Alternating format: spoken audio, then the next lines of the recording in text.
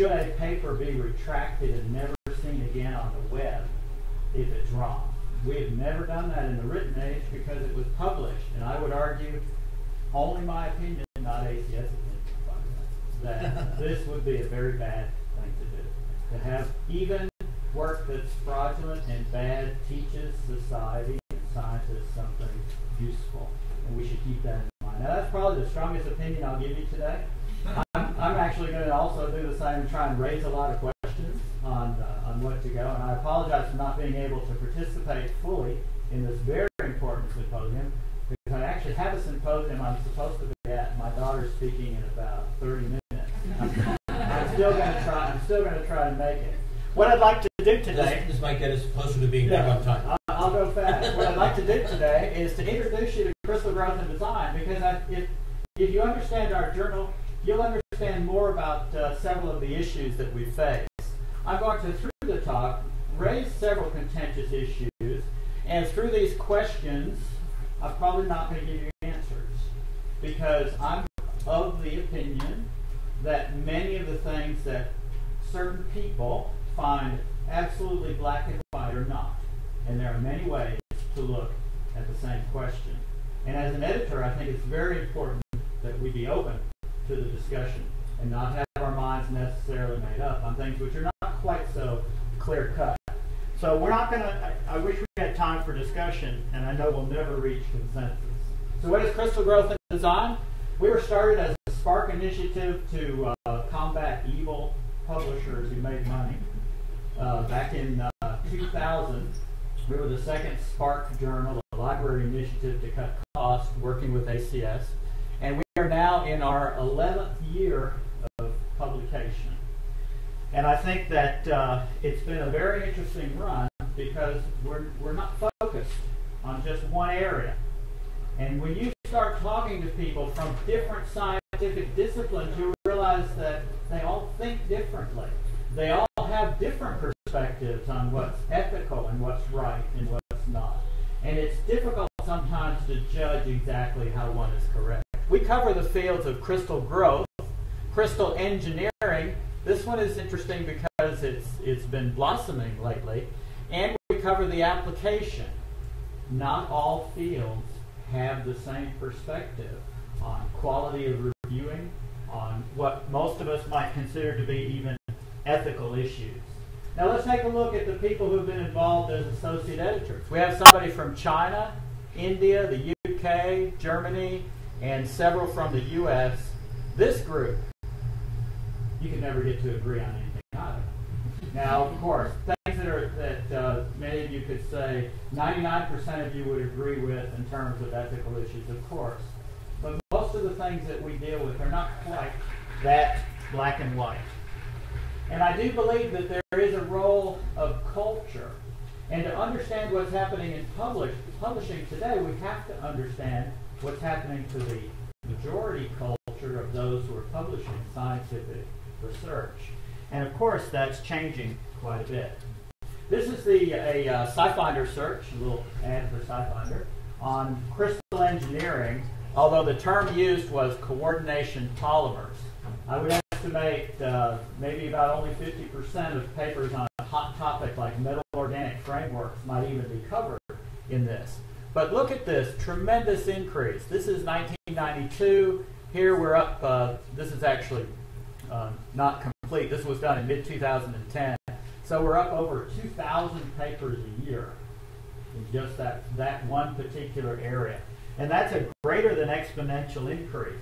Now look where these papers are coming from, and it's probably not hard to imagine some of the things that's going on. So the red, China, and you can see from whenever they made their huge decisions to pour a lot of money into research, infrastructure, people. I go over there all the time, and they are doing a tremendous job.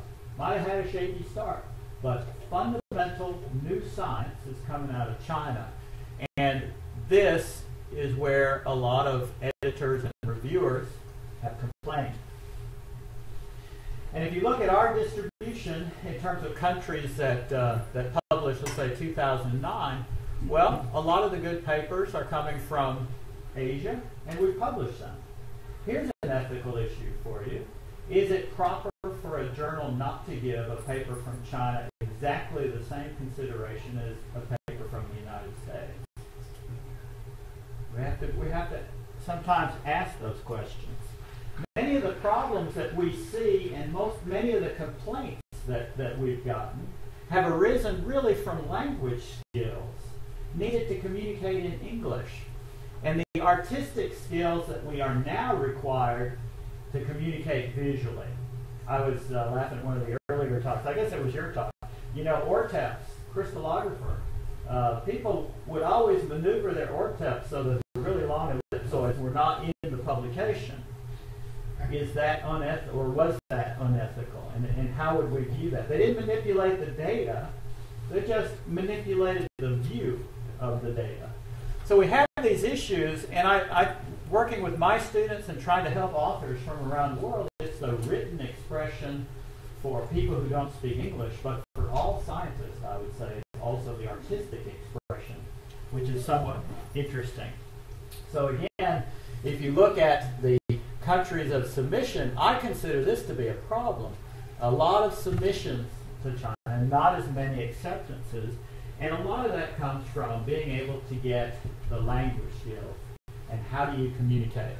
So I would ask, and everybody would know the answer to this question, how are artists taught to paint? Do you know? Most people do. Here's something I got from the web about, oh wait, hold on a second. Attributed now. Here's something I got from the web, copying from the masters. Of course, the way that artists have been taught forever is to copy. And yet, how are we taught to write? I think a lot of places we're taught to write by, you have a 20-page paper that's due tomorrow. Or, you know, half your grade is coming from this research project, cover these points. Really, how were you taught to write? And I'm just going to give you a very brief one on what I try to do for my students. And I've tried to do this in helping authors from countries that don't have English as their native language as well, is get the language out. Forget about the language. What is the essence of what you want to say? Just make it a bullet point. No grammar. Just get your point across. And so everybody who talks to me about a paper, the first question I'll ask them is, what is the one point, less than a sentence, that you want your readers to get out of this? And what you'll find is they don't know. They'll try and tell me what they did, what they had for lunch, anything except what is the one thing. And until you have that, you really can't write the paper. So this is just something that I give to my students. I don't care about the language and the grammar. I want the most important point you want to make. And then for each section, I want the most important point for that section. And ultimately, if you're going to write a paragraph, what is the point of that paragraph? And you just look at that, put it in the logical order, and then write the paper. All right, sorry for the writing exercise, but I was never taught to write. I had to do it myself. And eventually that I realized it came from knowing what you want to do. All right, what are some of the other contentious issues? Well, authors and reviewers have strong opinions. And it's not a black and white world. Who's right? And if an author is assigning an unethical motivation to a reviewer is assigning an unethical motivation to an author, how do they know? It could have been a mistake. It could have been something that they were not taught to do. So I think getting and moderating this interchange between the authors and reviewers is interesting. Now we're doing an experiment with crystal growth and design that it's not yet taken off as I would like it to, but it's growing in that we have a community network, and we're trying to get people to exchange ideas with their name associated with it on the website. And we're getting a lot of interesting discourse that's beginning, but you can tell scientists are not used to having to necessarily talk and be attributed to what they say if it's negative. And that's why it's difficult. I'm wondering, because when I was a graduate student, my faculty loved to just give me all the negatives right there, but all of a sudden now it's not quite the same. But these are areas that we have to deal with. Not only is the cultural perspective one that's interesting in terms of the writing, sometimes there is a perception of what's right and wrong. Do you know how they're taught in China? I don't. and I'm not going to assign. Do you know how they're taught in India? Do you know how they're taught even in Canada?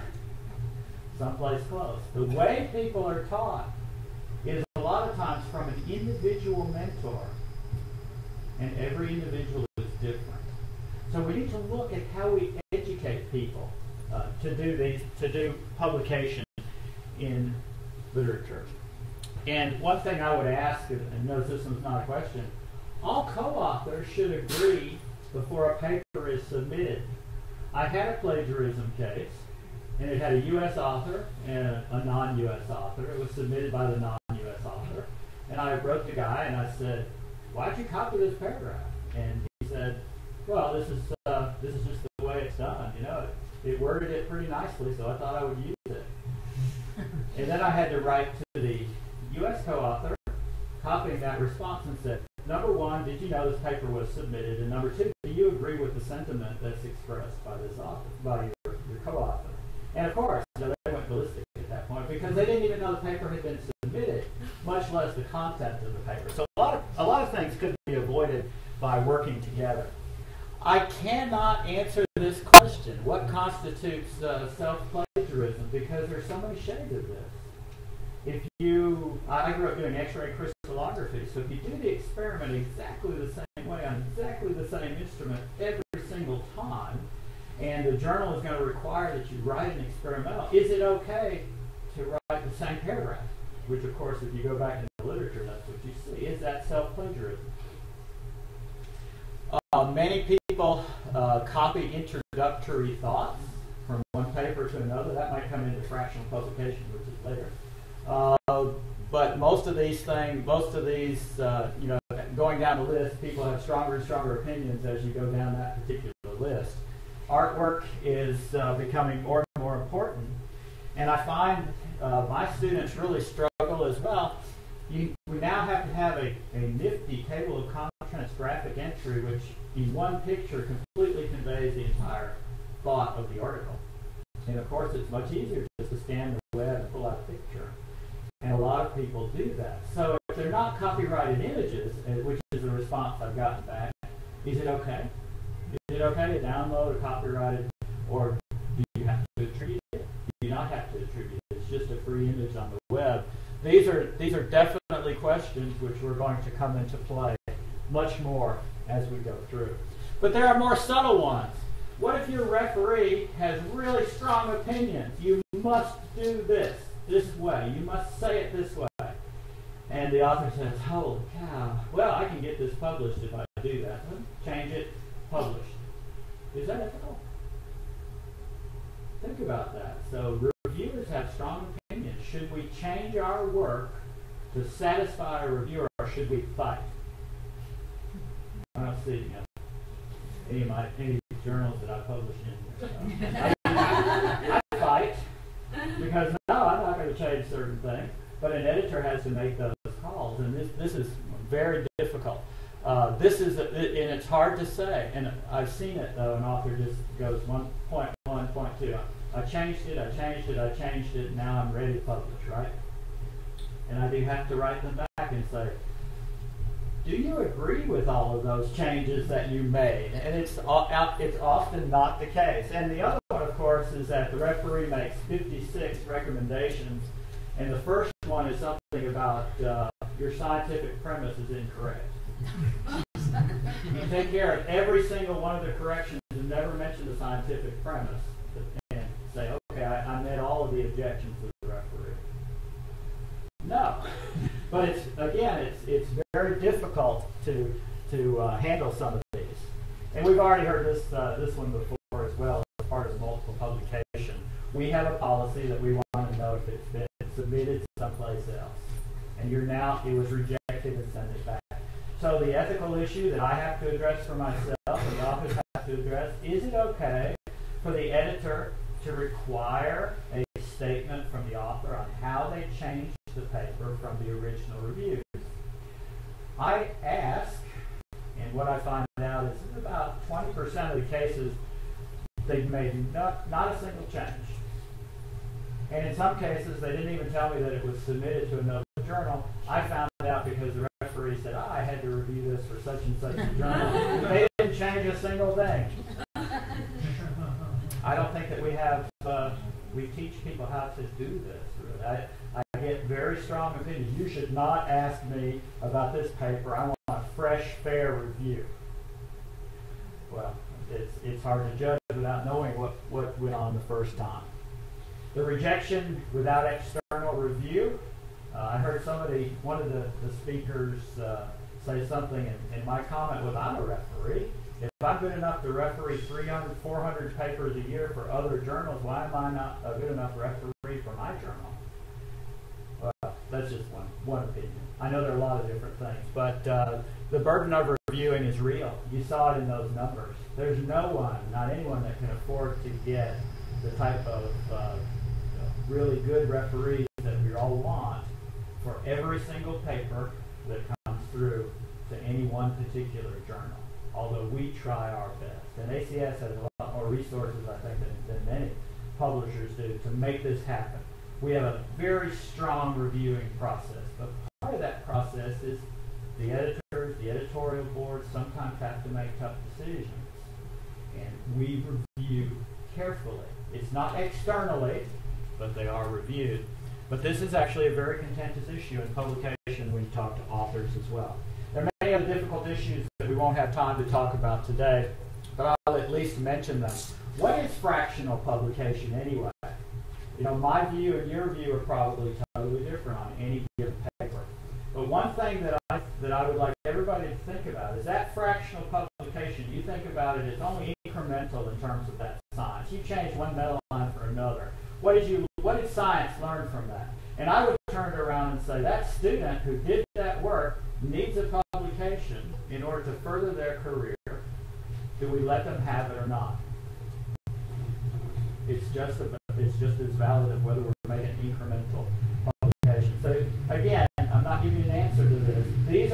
These are all issues which have to be considered. And my main point for today is typically the answers to any of these questions and any of the questions you're raising today are not black and white.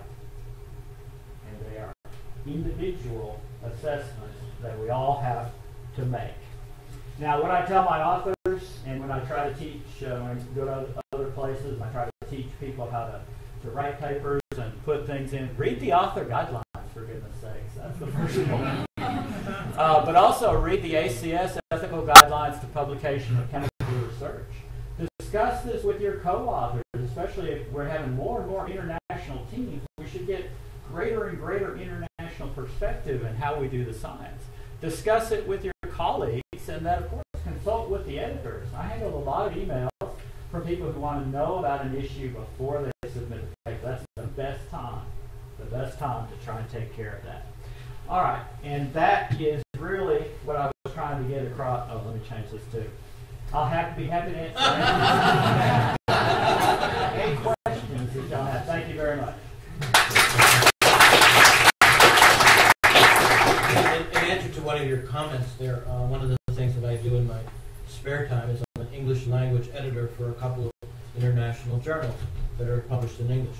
And so what I find over the last 3 years that I've been doing this is that there are a lot of new words that are invented that come from different countries, and it's not just Asian countries, it's from other parts of the world as well. And that's part of the problem, I think, sometimes. Some new words invented from Alabama, too. Yes, sir. Well, you touched, I think, strongly on the issue of cultural differences and cultural differences in approach and cultural differences in definitions. But I have to tell you, as a corollary, as the science in those cultures matures, if the victim, that is the person whose work has been plagiarized from, comes forward and would be considered to be of the same cultural group or background, I can assure you that they do indeed have a very strong understanding of right and wrong and what is plagiarism. So the rather simplistic front assumption that there's a difference in training and a difference in mentorship and therefore a difference in expected behaviors doesn't hold up. I think that where perhaps the difference in opinion comes from is that there are egregious cases. There are cases where you yourself, I bet, would have to think, is this plagiarism or not? There are just certain circumstances. Many people do have very strong opinions. I know what plagiarism is. That's right. I would argue that they do not, from my experience. And it's that type of discussion back and forth where you have to really get home, because a lot of times it's also attributed to intent. But I understand what you're saying, and certainly with many of the groups coming through and the science improving, there is clearly fraud out there. There is clearly plagiarism out there, and I'm not addressing those issues today.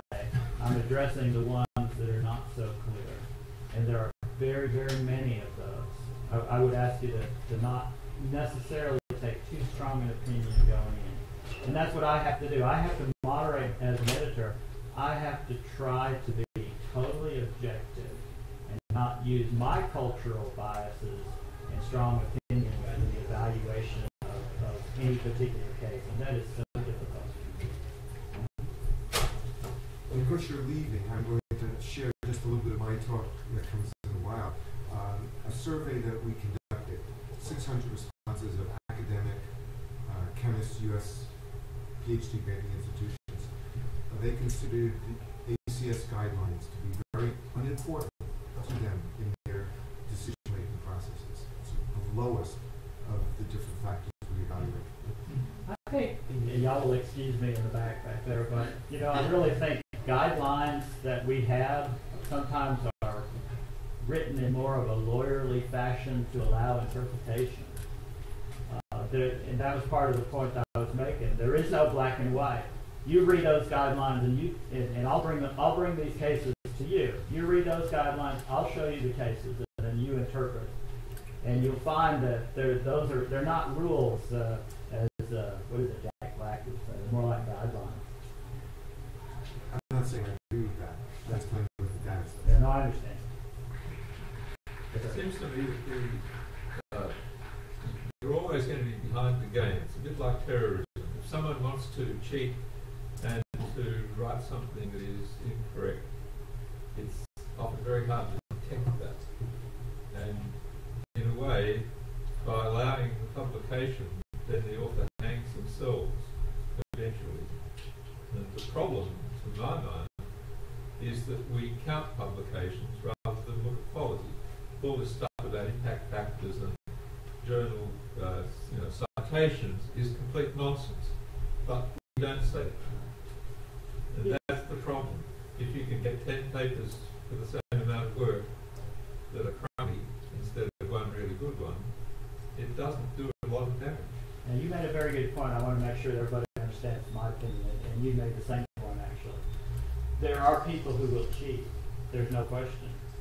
I think your talk showed us that it really is a very small number. But it's everything from knowingly, with intent, fraudulent behavior, which almost everybody could say that's wrong. And I'm saying I'm not really focusing there in my talk or maybe even here because that's easy. I'm talking about the complete end of the spectrum, which is just short of everybody would agree it's perfectly fine. You've got that whole range, and those are the issues that we never tackle. We tackle the easy ones, but we don't tackle the ones that I have to deal with on a daily basis from authors and referees. And I'm just asking you to look. I'm sorry. Thank you so much, Robert. Thank you very much. Thank you so much.